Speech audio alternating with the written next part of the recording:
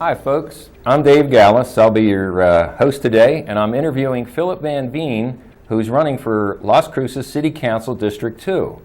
Philip, we'll learn about Philip, his background, his successful business that he's had for many years, about his employees, the things that he's done in the past that has helped Las Cruces, and the things he intends to do as your City Council District 2 elected official. So, Philip, welcome to the show. Oh, thank you. It's a pleasure having you here. It's good to be here. Now, where is City Council District 2? What area does it encompass? Well, actually, City Council District 2 is kind of interesting because it surrounds New Mexico State University. Oh. But it goes up to Missouri. So it's everything basically from Missouri south. If you go across to the Farm and Ranch Heritage Museum and then over across from there to Centennial High School, that's all part of the district. Okay. And if you go the other direction, you can go down to towards Mesilla, and most of Mesilla Park is in that district as well. Okay. So it kind of cuts across Missouri Bouts area. Okay. For basically, the most part. heart is New Mexico State University. The heart is New Mexico State University, okay. And the district kind of surrounds it. So this district has a big impact on our younger generation as well. Right. Because it's surrounding that area. Okay. And folks, listen. Philip's running for District 2, but it doesn't matter if you can vote in that district. You can tell your neighbors, your friends that do live in District 2 that can vote for Philip, and also the mayor's race. If you like what Philip says, challenge the people that are running for office according to what Philip says, if you like what he says. So you can watch this show and you can gain a lot of knowledge. So please stay with us.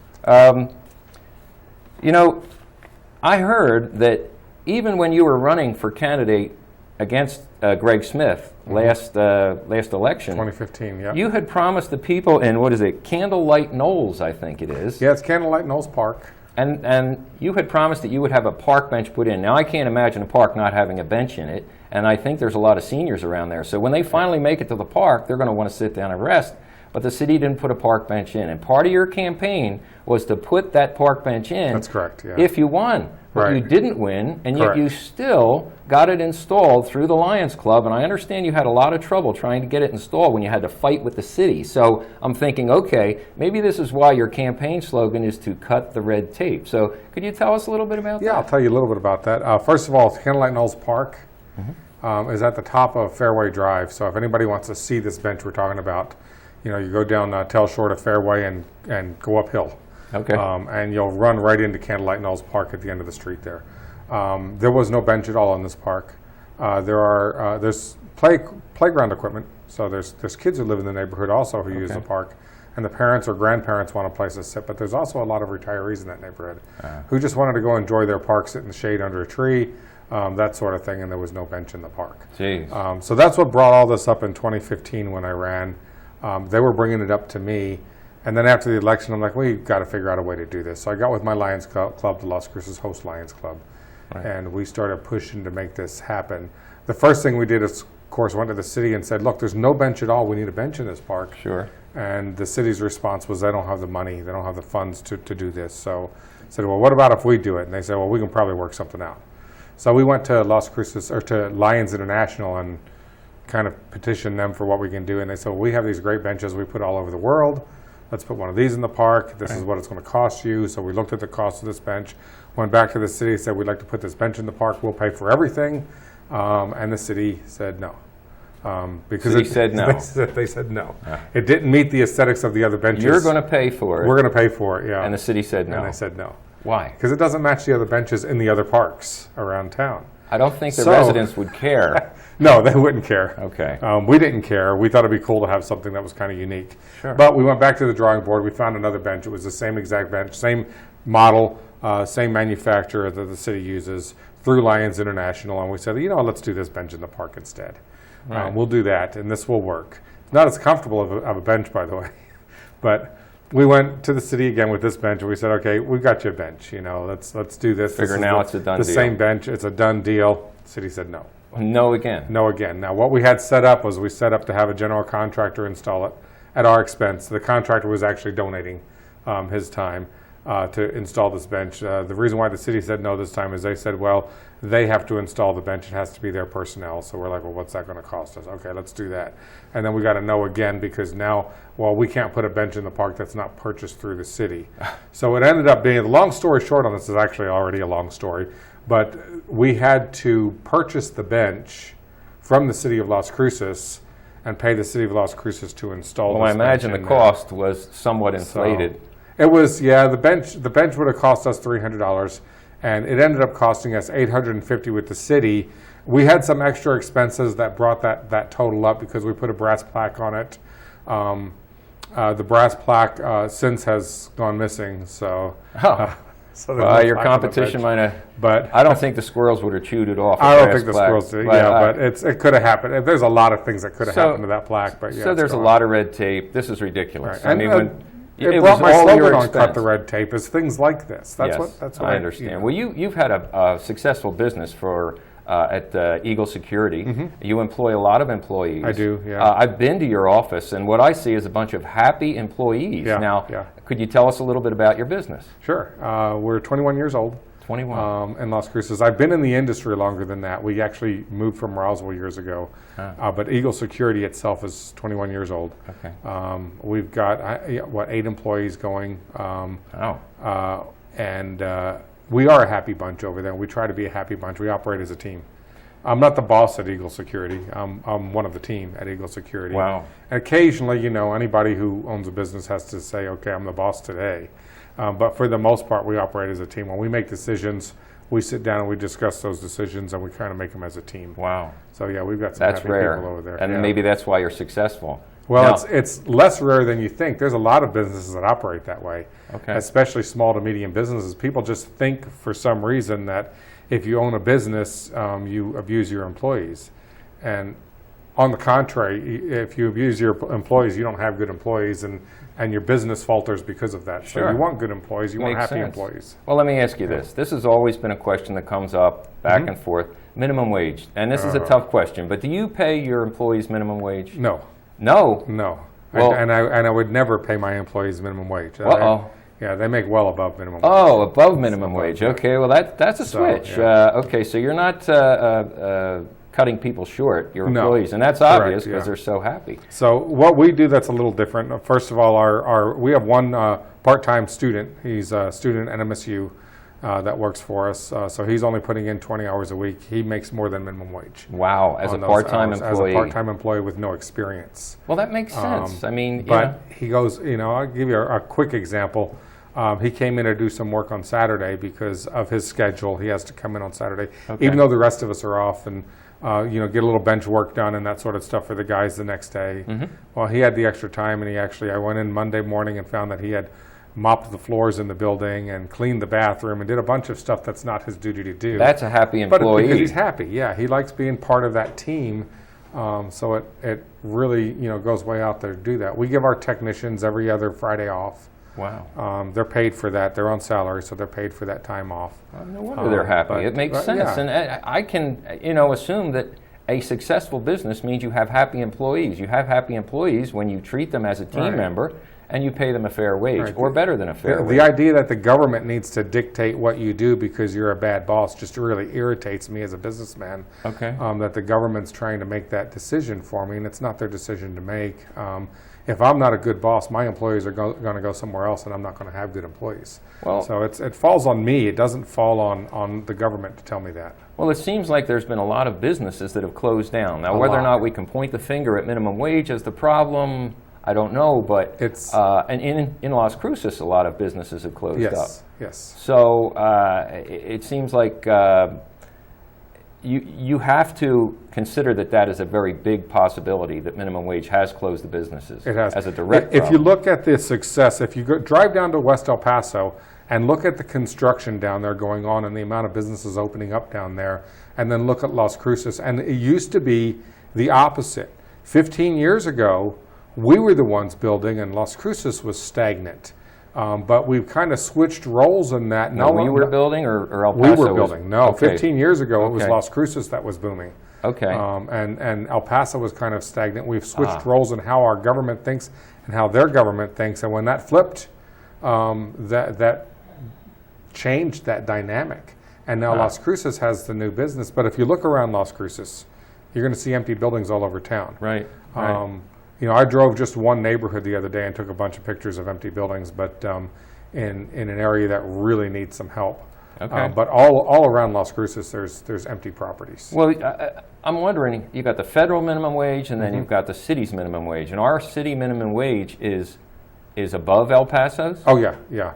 How do you compete with that? El Paso has the federal minimum wage, is what they operate off of. Okay. Las Cruces is operating off of a localized minimum wage. A higher minimum wage higher than minimum federal. wage, yeah, almost $3, I think, is what How that do you comes out to. compete with that? Now that's per hour per employee when you start adding that up. So Right. it does create a situation where it's hard for Las Cruces business to compete with not only El Paso but Alamogordo and everybody else around us. Sure. It puts us at a disadvantage because we have, not only do we have a higher minimum wage, but we also have the second highest tax rate in the state of New Mexico. And when you start combining that stuff together and adding that in there, you run into a situation where the cost of doing business in Las Cruces is too great. And I believe that's a direct result of most of the empty buildings we see all over town, because business has left Las Cruces. They've closed their doors here and either moved elsewhere or just said, I'm done with being in business. This is too hard. Well, I've done some research on minimum wage, and I would suggest that anybody that wants to know about minimum wage and how it affects economies is to go to this brilliant economist and social justice man, Thomas Sowell, Sowell. Go on YouTube, listen to this man, and hear the information that he can impart, and you'll get a better understanding of how minimum wage does affect the businesses, society. Yep. So, a lot of people, they talk about minimum wage has been successful, and I say, where's that? And they say, well, Sweden. Now, I don't think Sweden is a success story. Do you know anything about Sweden? I actually know a lot. I've actually been researching Sweden as a model for the U.S. because I've heard for a long time that Sweden is that model, for lack of a better word, a socialist model for the U.S. to move forward. And I found researching it that they are far from that. Sweden used to be socialist. Okay. And they collapsed under it, and then they rebuilt. And they rebuilt, and now they're more of a business climate there. Small government, and by small government, a lot of people, when they hear the term small government, they think a shrunk government. I mean small government in their power. Okay. The government doesn't have the power over certain things that they used to have. So Sweden went from a socialist economy to a business-driven economy that they have over there now. And what's taking place is that, one, they did away with minimum wage completely. There is no minimum wage in Sweden, but people are making good money because there's a demand for employees with the company. So they're very successful in what they're doing. They've taken a lot of the controls out of government and given them back to the people, even on their socialized stuff that they have, which they have to have because of how big they've gotten. I think it's medicine. Yeah, for instance, medicine is a prime example. That is now in the private sector. It's no longer in government sector. But the government is still funding a lot of it. Okay, schools. But does government have control over it? No, government funds it, and private sector is running it. That's a good solution. They do the same thing with their schools. They don't have public schools anymore. They have schools, private schools.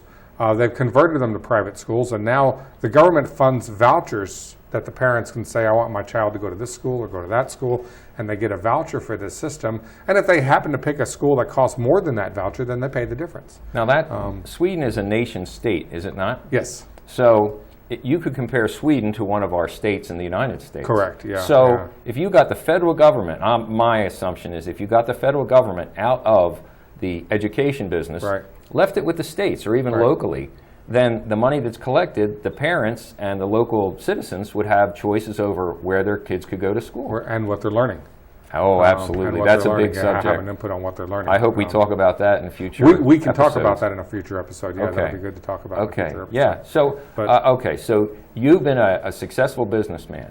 You've been working in Las Cruces for 21 years, all 21 years in Las Cruces? All 21 years, yeah. Volunteering in Las Cruces for that amount of time, too. Okay. So, I'm thinking with that, I'm thinking you keep your business in Las Cruces. You deal with people in Las Cruces locally. You don't go outside. Well, we have two facets of our business. One is our alarm company, and that's primarily Las Cruces and Alamogordo. Okay. We have but we do a little bit in Deming and a little bit in other areas. The other part of our business that we have is our mesh network. It's called the Umbrella Mesh Network, and it's completely separate, and it covers the whole central corridor of the state. Let me. We're going to take a short break, and I Okay. really want to expand on that when we come back. So, folks, don't go away. We'll be right back after a short break, and we'll be back talking with Philip VanVeen, City Council, District 2. Rising Granite is here. It's here! Rising Granite is here. We'll come to you to customize your kitchen and bathroom with beautiful countertops and cabinets. Find out more at horizongranite.com. Call us at 575-650-3180. Oh, Rising Granite is here. It's here! Make yourself a beautiful home.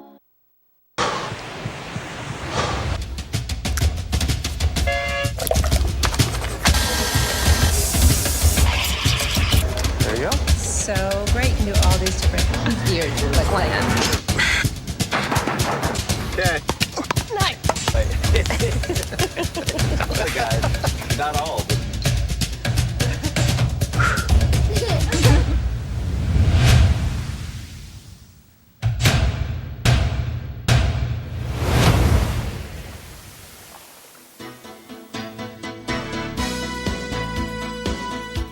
Hi, folks. Welcome back. I'm Dave Gallis, your host, and I'm interviewing Philip VanVeen, who's running for City Council District 2 here in Las Cruces. Now, Philip, when we took the break, we were Yes. talking about the mesh network and how it has to do with where you spend your business operating money. Well, actually, the mesh network actually brings money into Las Cruces, is what it does. Ah. It covers all the way from Bernalillo to El Paso. It covers Deming and Alamogordo. We're working on an expansion in Gallup currently. And it's bringing money into Las Cruces. Yes. Well, Here's that's a how. switch. Here's how, is because what we did with the mesh network, for alarm system communication, most alarm systems communicate today on cellular, which is a really bad idea, but And we won't get into that. So we've set up this mesh network that allows alarm companies. Now, you are the owner and operator of Eagle Security That's here correct. in town in Las Cruces. Okay. Yeah. So that mesh network allows other alarm companies besides mine the opportunity to do their communication through this mesh network. Ah. So they're basically leasing space from us, which brings tax revenue through Las Cruces, Wow. from Albuquerque and from Alamogordo and from Deming and a number of other places, Wow. number of small towns. And I imagine that could be expanded to any business in Las Cruces. Yeah, it could be. Yeah, Okay, absolutely. very good. Now, we talked about the number of businesses that have closed down in Yes. Las Cruces, and I know minimum wage is a factor, if not the factor. But are there other factors you see in Las Cruces? I'm thinking mismanagement of some way. So can you expand on that? Well, I'll tell you, a big one right now is the Valley Project. And I don't know if you've tried to drive through there or Yeah. looked at that. I've tried to drive No, through there. that's a state project. It's not a city project. But the city has a lot of say in how that's done and how that's operated. Sure. And I understand the need to do it. But when they did that project, they started out by closing Picacho on Valley, okay? Right. Hadley and Valley. They closed Amador and Valley. These are three main arteries. Well, there's another one. Loman Avenida de Mesilla in Valley was also affected gosh. at the same time. So you had in there a group of all of our major arteries, other than University, which is way out of the way if you're doing business in that area. Sure. All of those major arteries under construction at the same time, which really, really hampered business. And there were a number of businesses in that location that closed their doors. Well, I remember trying to go out towards Valley, but I decided to go down 25, take 10 west towards Deming and loop around, and they had construction on I-25 They had south. It's construction. like, what the heck? Yeah, no matter what you do, you're going to hit it. Initially, from my office, which is on Amador, when I had to go that direction, when I had to travel west, I would actually cut over and take Avenida de Mesilla through, because initially it wasn't affected, and then boom, they jumped into that one. They tore that one up too. So I was in the same position. In order to get down, for instance, down on Motel Boulevard to do business down there, or out to Picacho Hills to do business, I would have to go south, catch the interstate, take the interstate around to get around that construction, or wait, half an hour in line, or at least it seems like a half an hour when you're sitting there to try to get through that traffic jam. It seems like, yes, we need to work on our roads, but then I've also heard about expanding roadways for bike trails and walking trails, Yep. and you're going to narrow down the and streets. road diets, yeah. And it's like, I've seen a project summation at the city building, Yes. and it's like, what? Yeah. You're taking care of bikes when we have traffic jams here, and Right. I don't think there's a whole lot of bikes that run through Las Cruces, but it's poor planning as far as I'm concerned. I am all for bike trails. I am Sure. all for good sidewalks for people to walk on. I'm even good with the combination of those where you have the bike trail and sidewalk together, which I think works really well. Okay. Since we don't have a lot of people walking around in 110-degree heat. No. You don't see a lot of pedestrians out Okay. in Las Cruces. But our traffic has to flow smoothly. We have to have good turn lanes. A lot of accidents in Las Cruces are rear enders because there's no middle lane, there's no turn lane. So let's focus on fixing those things and make it where traffic can flow smoothly. And at the same time, that will make it safer for pedestrians and bicyclists as well. Sure, it makes sense. About the only street I can think of that has the lights timed to where you can move through is Yeah. Loman heading Loman, east. Amador, yeah. Yeah, and it's like Amador, yeah. But, I mean, to me, it's poor planning on the city's part, and like you said, it's a state project, but I'm sure the county, as well as the city, has a say-so in when it's done, where the money goes, Right. and how it's, you have to have a project manager Right. that says, we'll do phase one this month, or this 6 months, or, Right, right. it's just poor planning as far as I can see. It's as far as I can see too. It's poor planning, and we need to fix that poor planning. Alameda is another prime one that you look at. Well, let's look at if you're coming down El Paseo, Yes. where you hit Main Street. Now, once you cross Main Street, it turns into Alameda. Right. But imagine that you're coming down El Paseo to Main Street, and you want to make a left. Uh, Not only do you have an awkward intersection because everything's at an angle there to cross, but you have no turn arrow whatsoever at that intersection. That's right. That's dangerous. It is very dangerous and can cause accidents, and the same thing applies going the other way. If you're coming up Alameda and you want to turn left onto Main Street, you don't have an arrow.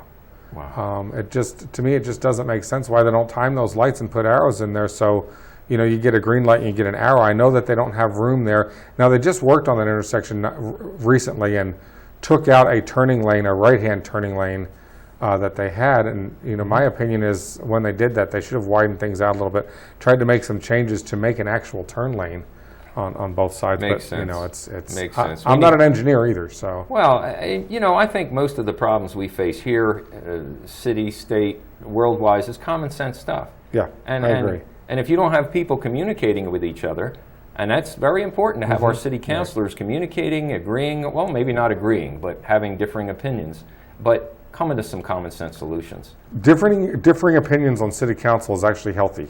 Okay. I really think that we need to have all voices represented. We need a progressive voice or two on there. We need some moderate voices on there. We need some conservative voices on there, because that's where we're going to get a solution that works best for the populace. Right. Is ideas are shared.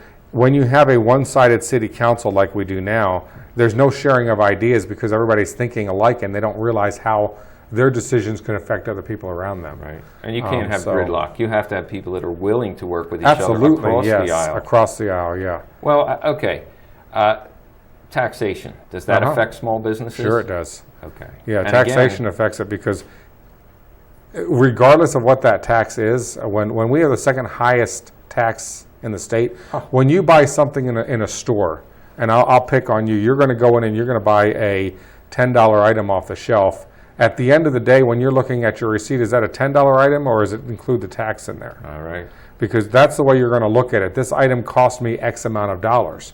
Right. So if you're buying and I'm just throwing numbers out there, I'm not using our tax rate to do this, but if you're buying a $10 item and it costs you $12 in Las Cruces, and you go down and you buy that same $10 item in El Paso and it costs you $10.25 in El Paso, you're going to look at that difference, and at $10, of course, you're that's probably only not. one but item. You're right. When you start getting into the hundreds or the thousands, the big ticket items, washers and dryers, cars, all of that sort of stuff, you start looking at the tax difference on that. That's where the big How difference can we comes in. compete with that? We can't can't. compete with that. We can't without fixing some of the problems we have here, Right. drawing business in. Well, let's say I wanted to open a small business in in the area. Uh-huh. I could go to El Paso. I Sure. could go to anywhere in between. I can go to Las Cruces. Go to Mesilla, I could go to Mesilla. So, you know, Anthony. Okay, so financially, I have to look at employees, minimum Yep. wage for Yep. employees. I have to look at the red tape that I have to go through. Yep. I What's have the to take? look Yep. at the cost of doing business in this Yes. city. I have to look at the competition that's locally. Correct. So why would I pick Las Cruces? That's the problem, and that's the reason why we have businesses leaving Las Cruces and no businesses coming into Las Cruces, is for those reasons there. And the red tape, by the way, is a big part of it. You know, CVS pulled out, they put 2 stores on Las Cruces, they were working on a 3rd, and they ended up leaving, and I know that that had to do with the red tape that they were going through in trying to get that 3rd store up and going. It's just, for whatever reason, our city wants to make it hard to do business here, and I don't understand. Do they hate business? Is that what it is? I don't know if it's that or if it's a power trip that we're in charge, and I haven't figured out which one is causing that yet. But one of those is causing that. Well, as far as the minimum wage, I think that is a big factor. It is. And I think it's because you have a socialist mindset that everybody has to have a living wage. Well, entry It's level a feel people, good. Well, yeah, and to me that's socialism. And socialism does not work and has not worked anywhere. I don't care what anybody says, and I have a lot of information to prove that. Right. So to me, it seems like when you don't understand why the city works the way it does, to me, it's because we have a very progressive socialist city council. Well, we and do, they we want do, the yeah. feel good, but it's not practical. Right, they feel good about, you know, when they say, well, we're giving these people more money, they do feel good about that. But they don't look at the fact of how is that impacting our inflation in Las Cruces. Well, inflation. The cost of living in Las Cruces goes up as well. Absolutely. So that $10.10 an hour is not worth any more than the old minimum wage when the day is done. But it has inflated prices, so it makes it harder for the businesses to compete with places like El Paso. Right. I'm not against good wages. I pay my guys good. Obviously. As I mentioned, I'm certainly for good wages. Right. But I also understand that there are certain positions out there that are minimum wage positions. They're not skilled labor and are going to remain that way. And rightfully, those positions, you know, are positions that you can hire students, you can hire part-timers in, you can hire people like that in that are looking for their first experience in the working world. I used to cut grass. There was no minimum wage there. It's whatever, Right. $5 a lawn or whatever it is. Right, You yeah. know, it's an entry-level job. Right, Or correct. it's something for maybe a senior citizen that wants to make a little extra money. Yeah. To me, it's not. You're not going to support a family on a minimum wage job. No, and you're it's not. not for You're that. not. It's And not there's for an that. You're right. incentive to move out beyond that business. Right. Be a good employee so you can move up within that business, or it's training for your next business that you're going to have. Correct. So it makes a whole lot of sense. So Philip, is there anything, if people want to get involved to help you with your campaign, how do you do it? Well, I'll tell you, I'll talk directly to them now. Sure. Some of the things that help is in your neighborhood, if you live in District 2 and you support what I'm doing, walk your neighborhood with me, even if it's just your street or a few houses, and introduce me to some of your neighbors you know. That would be a big help. Of course, we're always accepting campaign contributions to help with the campaign. That's a possibility too. People contact you? They can contact me. They can help me stuff envelopes. They can, so feel free to contact me. The contact information I know will be on the bottom of the screen at the end of the show. It'll have an email for me. It'll have a Facebook page for me.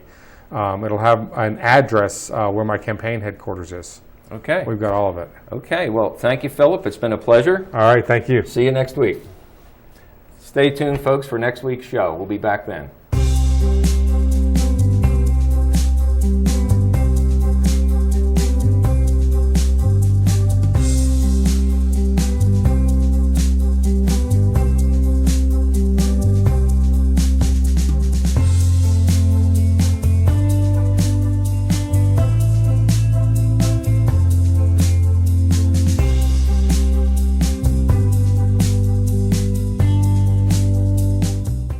I am Philip VanVeen, a candidate for Las Cruces City Council District 2, and I approve this message. Diana Rodriguez, Treasurer.